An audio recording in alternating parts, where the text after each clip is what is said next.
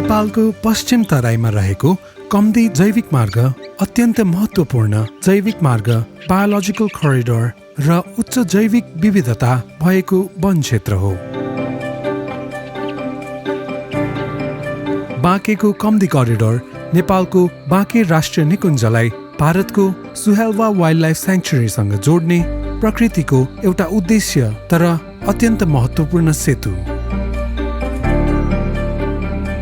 यो केवल जङ्गल होइन, असंख्य जीवहरूको अस्तित्व जोगाउने एउटा जीवन रेखा हो। तर आज यो अमूल्य जैविक मार्ग विभिन्न चुनौतीहरूको सामना गरिरहेको छ। मिचाहा वनस्पतिहरूको बढ्दो फैलावट, अनियन्त्रित चरीचरण, वन अतिक्रमण, वन क्षयीकरण, सडक र पूर्वाधार निर्माणले वन्यजन्तुहरूको प्राकृतिक मार्ग टुक्रिँदै गएको छ। हरेक वर्ष नदीमा आउने बाढीले नदी किनारमा रहेका वन क्षेत्रहरूमा क्षति पुर्याइरहेको छ। यही चुनौतीहरूलाई समाधान गर्न नेपाल सरकार WWF र GEF को सहकार्यमा सञ्चालित एकीकृत भूपरिधि व्यवस्थापन आयोजना मार्फत कम्दी करिडोरमा विभिन्न संरक्षणमुखी क्रियाकलापहरू सञ्चालन हुँदै आएको छ। त्यसमध्ये वन पुनर्स्थापना तथा दिगो वन व्यवस्थापन कार्य एक हो। यो सबै जङ्गल पहिले मिचाहा प्रजातिलाई ढाकेको जङ्गल हो। रोहिणी, असारे, काँडा, वनमाराले ढाकेको जङ्गल हो। यसलाई सफा गरेर रिजेनेरेसन उत्पादन हुने गरी यो कार्यक्रम सञ्चालन गरेका छौँ। जङ्गलको पहिले हैसियत बिग्रिएको थियो र त्यो हैसियतलाई सुधार गर्नको लागि हामीले यहाँ रहेको मिचाहा प्रजातिहरूलाई सफा गरेर यहाँ पुनरुत्पादन जस्तो अब साल अनि त्यस पछाडि खैर अनि कर्मा, अस्नाहरूलाई उत्पादन गर्नको लागि हामी प्रयास गरिरहेका छौँ।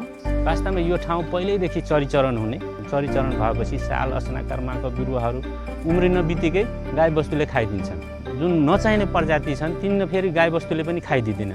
रुनी एक किसिम भयो, हाम्रो कुनै किसिमको उसमा काम लाग्दैन, न गाईबस्तुले खान्छन् न त्यसको अरू काठ प्रजातिमा कुनैमा काम लाग्छ।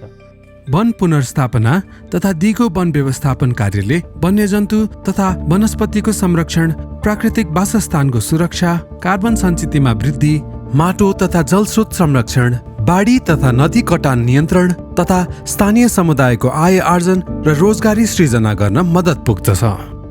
यो बाँके जिल्लाको वन क्षेत्र एउटा चाहिँ आफैमा उत्पादनशील वन क्षेत्र रहेको छ। खास गरी यो सालको वन क्षेत्र हो र विगतका वर्षहरूमा पनि यहाँको वन क्षेत्रले एउटा व्यवस्थापन चाहिँ नभएर वनको हैसियत पनि बिग्रिँदै गएको र वनको अवस्था पनि खच्किँदै गएको बेलामा चाहिँ यो इलम प्रोजेक्टको पनि सहयोगमा चाहिँ यो दिगो वनको व्यवस्थापनको कार्यहरूलाई हामीले गरेका छौँ। हामीले यहाँ 34 हेक्टर बराबरको जमिनमा पुनरुत्पादन तारबारसहितको पुनरुत्पादन गरेका छौँ। कम्तीमा घेरबार गरिदिएपछि त्यसमा गाईबस्तु पस्न पाउँदैनन्, चरीचरण गर्न पाउँदैनन्।